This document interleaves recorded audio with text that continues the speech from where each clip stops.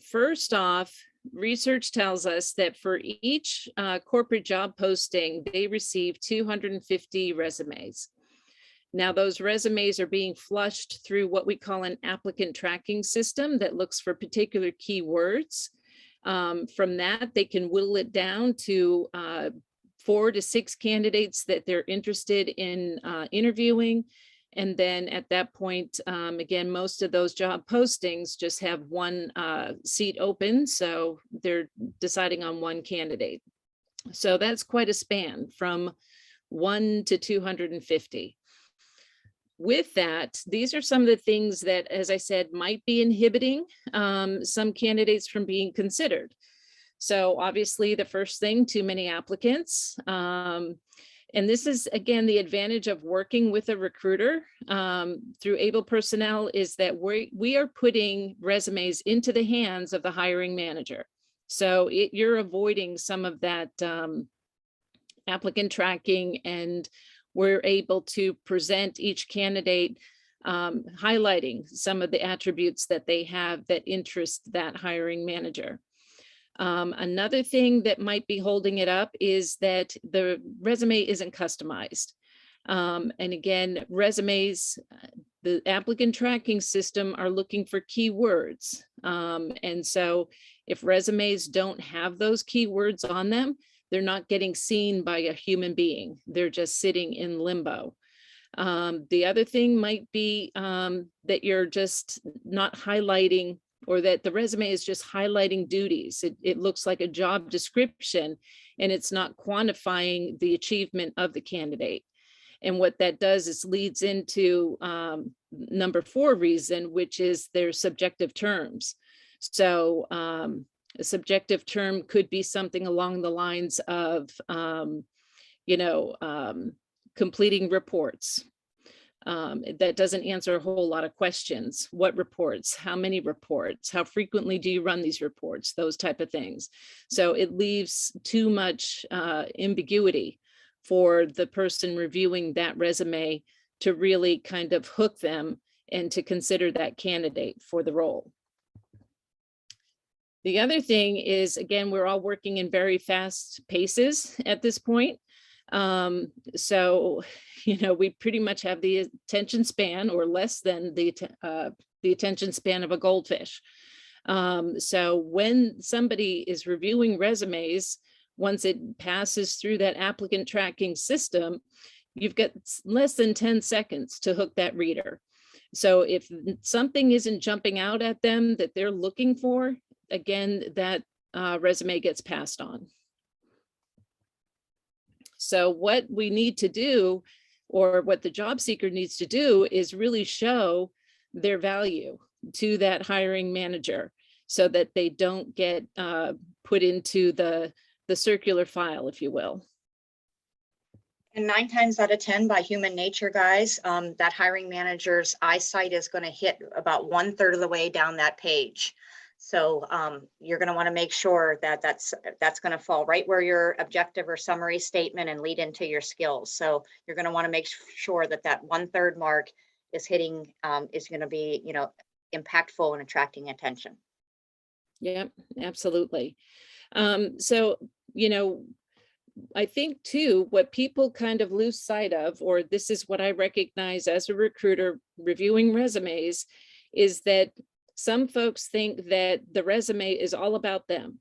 It's everything that they've done in their career, and it's not tailored to what the hiring manager would be interested in seeing. And that's not to poo-poo anybody's qualifications, but that hiring manager is looking for specifics. And if they don't see that right away, as Melissa mentioned, above the fold, or, at that top of the resume, they're not going to even bother to scroll down to see what other experience you might have or other qualifications. So we really want to make sure that what draws their attention is right there at the top. So we're breaking this into 2 different parts. So this is the part 1 is going to be what we call that top 3rd part, or above the fold. So obviously your name and contact information, and we want to make sure that your username and your email is something professional. So Gmails are free, right? So you can easily set up a free Gmail account that is your first and last name or first initial last name, something along those lines, so that it's professional and doesn't turn off a potential employer. The next thing we're going to cover is the objective. And there's mixed ways about whether to have an objective or not. And we're going to clarify that for you. But basically, your objective is clearly stating what it is that you're seeking, what type of role you're seeking. And we'll discuss some of the pitfalls to that. And then the last thing in this section, in this part, is going to be the summary of qualifications. And this is really important because this, again, is where you can hook that hiring manager to make the decision to put you into that 4 to 6 resumes for interest in interviews. All right, so let's go and talk about the objective statement and what that is. So your objective is briefly going to describe what you're looking for and what key attributes and skills you'll be contributing. Again, this is tailored to the jobs that you're pursuing. So we're going to talk about this in more detail, but a lot of folks should have more than one resume. There should not be a general generic resume for every role that they're applying to. If that's the route that you need to take, my recommendation is then not to have an objective statement and just go into your qualifications. Because when we receive a resume, let's just put it in simple terms, a resume for a customer service role, but their objective statement says that they want to be in marketing, or they want to an administrative role, that drops them out of being considered because the role that they applied to doesn't match. And what that leads some hiring managers to assume is that this role isn't really what you want, and that you would, if you were considered and offered the position, you might accept it, but it doesn't mean that you would stay. You would accept it for the short term, waiting for that dream role to come in that might be of an administrative nature, if that makes sense. So, and then two keywords, right? You're gonna get tired of that term, but they're so important. But you really want to focus on the keywords that are listed in that job description and make sure you have those on your resume. So again, when you're applying to jobs, the quick apply is a nice feature, but it's not always putting you, it could potentially be putting applicants at a disadvantage if those keywords aren't on there. All right, so this is a long, convoluted slide, but it kind of illustrates what we're talking about. And so I'm going to draw your eye to the bottom of this slide as to what a bad example would be. A challenging position in the sales industry. Again, it's vague. And again, if you're looking for just something generic, perhaps this would be suitable. But if you have very clear goals of the type of role and the type of company or organization, and you want to pull out your top strengths, you really want to customize that objective statement. So let's kind of take this through. We'll walk through a couple of these. So a position in field of interest, it could be medical field, that requires, let's say it requires patient scheduling, insurance verification, customer service or patient relations, those type of things. That is how we're suggesting that you can really customize your objective statement to clearly give that hiring manager an understanding of what your goals are and how you would be a suitable fit for the position you're applying to. Let's see here. Melissa, do you want to take a stab at one or have any input? I know that there's a lot of information here. That first sentence, guys, again, you're just going to want to ideally list the position that you're applying to, and then 1, 2, or 3 brief skills in that first sentence. That is your opening line for your objective statement. So the position, ideally the position that you're applying to, or the general field of interest, and then 1, 2, or 3 bullet points regarding what skill sets you bring to the table or how you've solved that problem. So a position as a tech support analyst, utilizing my experience in information technology in the network,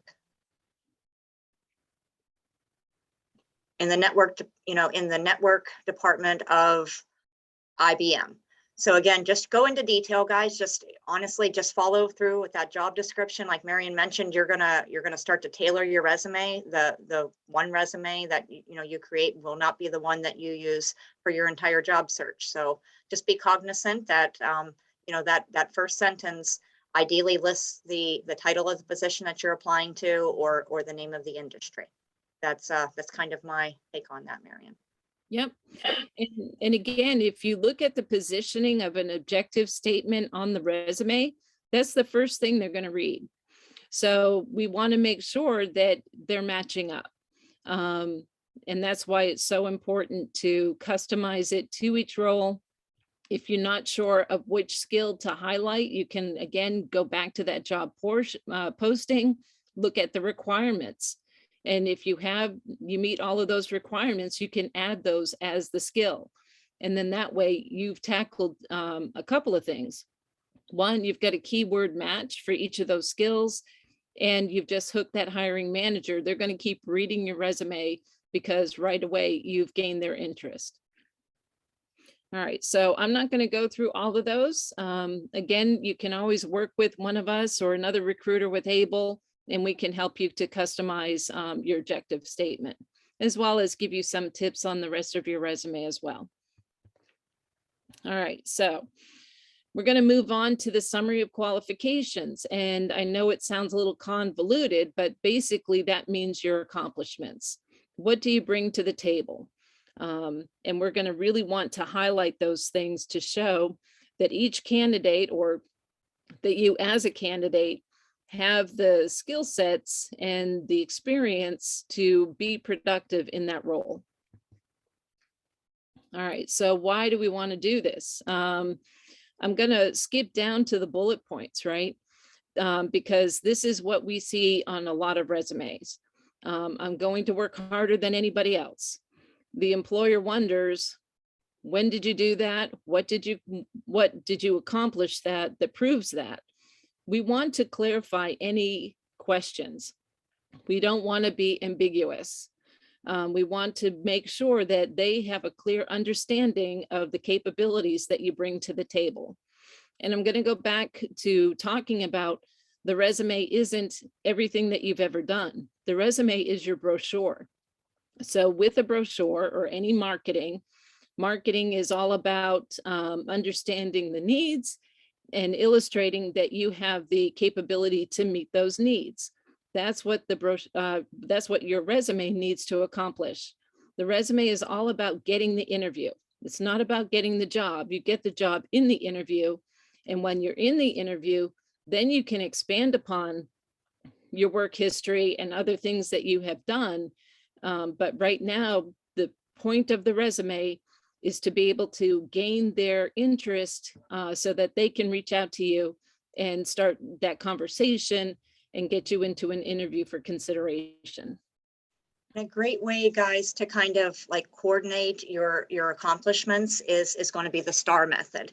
So I mean, each problem, or maybe you were a problem solver in your last role. So again, use that STAR method. So situation, task, action, and result. So try to piece your accomplishments together in those groupings. So listing the situation, the task that was necessary to recover from the situation, the action that you took, and then the result that was directly correlated to your action. All right, so some other things that we're going to try to avoid, right? Hardworking. I see that on a lot of resumes. But quite honestly, that's the expectation. Everyone is expected to show to work on time and do their job. Sometimes we'll see somebody describing themselves as an expert. You only can say that if you are a recognized expert. So we don't want to throw that word around loosely. Then we've got other overused words like synergy, wheelhouse, that's like a buzzword, rock star, results oriented. I know that probably surprises someone, but again, these are terms that are overused and they're too subjective. Back to Melissa and that star anagram, what were the results? We need to flush that out so that we're not leaving that up to question. All righty, and then what you're responsible for. Again, I'm sure Melissa sees it too. Responsible for is just not powerful enough. We're looking for a verb. So created, generated. There's so many different verbs that we can use, but responsible for kind of goes back to that job description. And that's not what we're looking for. We're really looking for the fact that you took action as a candidate and what you were responsible for. We want to flush it out so that that paints a picture for the hiring manager to understand your capabilities. And that's also a spot on your resume, guys, to get creative. I mean, again, if you're gonna, you want to make sure that you're using those action verbs and adjectives to describe your responsibilities and your accomplishments. But you also want to be, you want to pay attention and make sure that you're not being redundant with those words, right? So again, if you developed in one situation, maybe you designed in the next situation. You don't want to keep using the word developed in each accomplishment. So get creative with those action and those action verbs and adjectives. And I think too, a lot of times, we get complacent with the achievements and accomplishments that we do on a regular basis. And it just becomes so general. Sure, I save money all the time for my company. So we kind of placate it. This is going to help you to kind of shape your focus or give you a focus as to where can I find my accomplishments? We're not looking for superpowers. We're not looking for leaping over buildings in a single bound. We're looking for things that focus on making the company money. Companies are all about making money and saving money, right?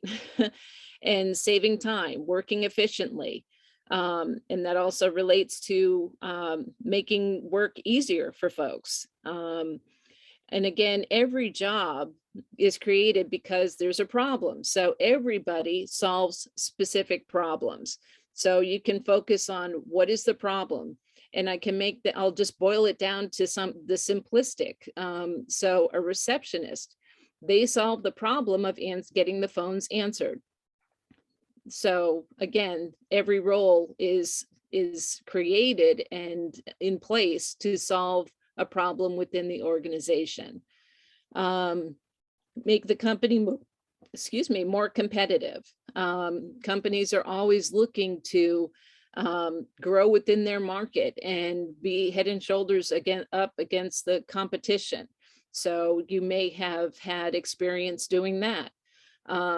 Building relationships with customers and vendors and the public. There's a lot of interpersonal skills and customer service, building those type of relationships that apply to just about every role that exists. Expanding business, bringing in new customers, and then attracting customers. What attracts them to the company? Because that again relates back to making money for the company. And then retaining existing customers. We all know that it costs more money to bring in a new customer than it does to retain a customer. So that retaining existing customers actually saves the company money. All right, so let's go into part two. And this is just as important as part one, but sometimes, it's how do I present all of this information and that it's going to make the most sense, again, to the hiring manager so that they can find the information that they need. So the three main resumes that we see is the chronological, and as it says, that's usually the most common. And that is where you take your work experience and you're putting your most recent experience at the top.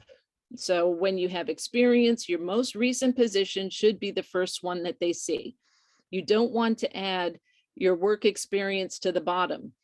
And what that does, when someone is reviewing that resume and you have it backwards, where you're putting your oldest experience first, they're going to look at that and think that perhaps you haven't worked since 2016. And that's not the case. And we can't expect them to scroll down to see, oh, you have your work experience in the opposite presentation. We want your most recent work experience to be at the top. A functional resume is one of my favorites. It's just the way I prefer to do it. That's where you place your skills and accomplishments in a separate section above your employment. And the reason that I like this is there's a couple of reasons I like this. One, it's easy to get your keywords on that resume. And it's easy mentally when a hiring manager is reviewing your resume. Subconsciously, they're checking off the boxes. Yes, I need this. Yes, I need that. Yes, I need this. So already they're making that subconscious decision to put you in the pile of, we need to meet with this person. And again, the keywords are so crucial because of that applicant tracking system. What the applicant tracking system does is it scans resumes on behalf of the organization. And it looks for all those keywords. And just to put it in simplistic terms, because I'm not an IT person, let's say that for each keyword, you get a point. And then the HR has decided we only want to see the resumes that have scored a 95 or above. Well, if you missed a keyword and you got a score of 90, perhaps, you're not getting into that batch of the ones that they're looking at. So you've eliminated yourself. So we want to make sure that every keyword is there. And if you don't know where to find the keyword, you go back to that job posting because the keywords are listed there. That gives them an understanding, or excuse me, that gives you as a candidate the understanding of what that organization is looking for in work experience and skills for that particular role. And then the last one is a combination. So it combines the features of both a functional and a chronological resume. So if you're not sure which one works best for you, we're going to go over that. So just stay tuned for that. Melissa, do you have anything else you'd like to add? All right. No, but just exactly like Marian said, guys, though, that is so factual that that functional resume, that is really a place where you can dive into that job description and the skill sets that they're looking for, or right again within the requirements of the job description. Any of those requirements that you meet or that you have, that you have experience with, that's a fabulous way to start bullet pointing them off. And like Marian mentioned, that's going to get your resume in front of the decision maker, because ultimately you're utilizing those keywords, the specifics that employer is looking for. All right. Thank you, Melissa. So again, I hope I'm making it clear that your resume isn't necessarily about you. Your resume is about that hiring manager, what they're looking for, and you're illustrating that you can meet those requirements. All righty. So further description about a chronological resume. Again, it is the most traditional type of resume. We see this on a regular basis. And it tends to highlight jobs. So folks that we would recommend that use a chronological resume are those that really have a strong employment history, and that perhaps they are in looking at a conservative type industry, or they're really just looking for the same type of job or the same type of position. So they're not looking for a transition into a different industry.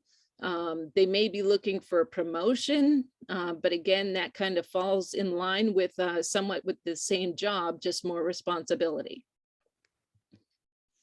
So here's the disadvantages to using a chronological resume. Again, when a hiring manager has to look hard to find some of your specific skills, and you've only got 6 to 10 seconds of them giving them that attention, they may just pass. And this is true when resumes are set up in paragraphs. People don't read, right? So it has to jump out at them. We really have to kind of grasp their attention right away. And if they don't have time to read it, or there's nothing that really hooked them, they're not going to take that time and they're going to pass on that resume. And again, with the emphasis on employment history, if anyone has a gap in their employment, it makes it very obvious. And that's another reason why they may get passed on. And then it's really a little too general. It's not targeted to a specific job post. Again, this is fine if you remove the objective and you just want to use your work history when you're applying quick apply, then that's what we would recommend that you have in some of those online job boards. But again, it's hard for that hiring manager to really get an understanding of what it is that you want to do. So you would have to have your objective or your summary qualification section at the beginning, but you have to really make sure that those statements are relatable to the positions that you're applying to. So if it says you want customer service, that resume is only good for customer service, if that makes sense. So here's a sample. And again, we just kind of point out that like on this, this sample, it has a street. We don't recommend that you put your full street address on any resume. Obviously, yes, you need to have your full name at the top. It's helpful to have the town and the state that you're in. You absolutely have to make sure that your contact information is correct with an active phone number and an active email. And again, just to reiterate with that email, we want it to be a professional email. So your personal email may not be appropriate for your resume. So take that extra time, create a new email account, and it's helpful to keep you organized so that you know where to look when you're getting responses from folks who are interested in connecting with you. And if you're actively job searching, guys, you got to have your voicemail set up with a professional greeting. When you're actively job searching and a hiring manager is reaching out, this is their first reach out. So they've got to be sure that they're leaving a message for the person that, they're actually looking for, the talent that they're actually looking for. So be sure that we run into that a lot. We leave lots of voicemails without greetings. And I just think that that's something that you guys could actually, really pay attention to and make an impactful impression, because like I said, ultimately the caller wants to make sure that they're leaving a message for the right person, and you want that person to be you. And make sure that your voicemail box isn't full, because then you've just lost that call. You don't know who they are. I know that we get a lot of spam calls. So you just want to make sure that it's clear so that folks that really do want to connect with you have that opportunity to leave you a voicemail.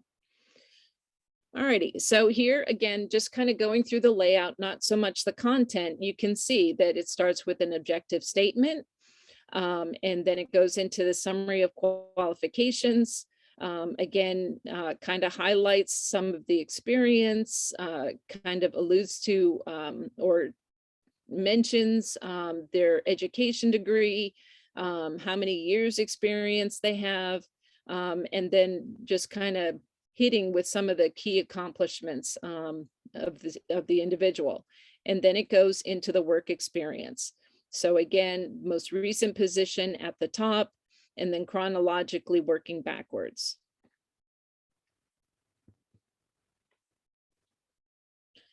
Same thing here. And again, when we talk about that top third, this is what we're talking about. When you're looking at a resume on a computer screen, sometimes I don't even see that second or third position. So this is why your objective and your summary of qualifications needs to be at the top and hook them right away. All right, so now we're going to move into a functional resume, or sometimes it's referred to as a skills resume. This is where we're going to highlight your skills and accomplishments. This is also where you're going to have that opportunity to easily list your keywords. And it's just going to emphasize your qualifications instead of highlighting your employment history. So if there is a gap in your work history, again, that's something that a hiring manager is going to need to scroll down to see, but subconsciously they've already checked off the boxes that this candidate has what I'm looking for. So it kind of mitigates the fact that there might be a gap. All right, so, and again, where this functional resume comes in handy, if someone's looking to transition from one career into another, if they're looking to expand upon their skills, if they're new to the workforce, so maybe they've been a student or they've been in the military, or again, somebody who might have some gaps in their work history. So this is what a functional resume would look like. Again, you really want to keep your contact information really linear at the top. That's your prime real estate. So yes, you need to have it on your resume, but you don't want it taking up a lot of space because we really want to delve into the objective. In this case, they probably are a recent grad. That's when we usually do recommend that they put their education at the top, or if the job posting is looking for a certain level of education, a bachelor's, a master's, that would be another recommendation to make sure that they put that at the top. And now they're going into their skills and abilities. So they have management skills. Again, that's what was listed on the job description. They're looking for management experience. They're looking for sales experience. They're looking for someone with strong communication. They're looking for leadership, or it could be supervisory. This is just an example of how you would be able to illustrate. And this is actually for an example that's really good for a recent grad. You can see under leadership, recommendations of, if they don't have a lot of work experience, but they were the president of a fraternity, or they worked with a charity, those type of things. Even though it's not in your, maybe you didn't have that in your work experience, but you had that in your volunteerism, or you something that you did for the church. It doesn't always have to be just from your work experience. You can illustrate that again in skills and abilities. And then again, when you get to the work experience, again, we want to work backwards chronologically, putting the most recent position at the top. So which one would work best for you? So this is a fun little quiz. And these are questions that you can ask yourself, and then just kind of keep track of whether your answer to the question would be under the A category, under the B category, or under the C category. So the first question, you're ready to make a move, but which direction are you heading? So you're looking to stay in the same industry, then you would want to select A. I really want to make a big career change, so then you would select B. I'm flexible, I'm keeping my options open, so then you would select C. The next question, can you tell us a little bit more about your work history? So if any of these criteria makes sense to or matches your response, you've worked for 3 years or fewer. You can list multiple job titles on your resume. My first job many years ago, and I've come a long way in my career with multiple companies and multiple job titles. So again, keep track of which is the best response that for you. The third question, how do you feel about your current or most recent job? And yes, we want you to be honest. I really love what I do. Other factors are fueling my job search.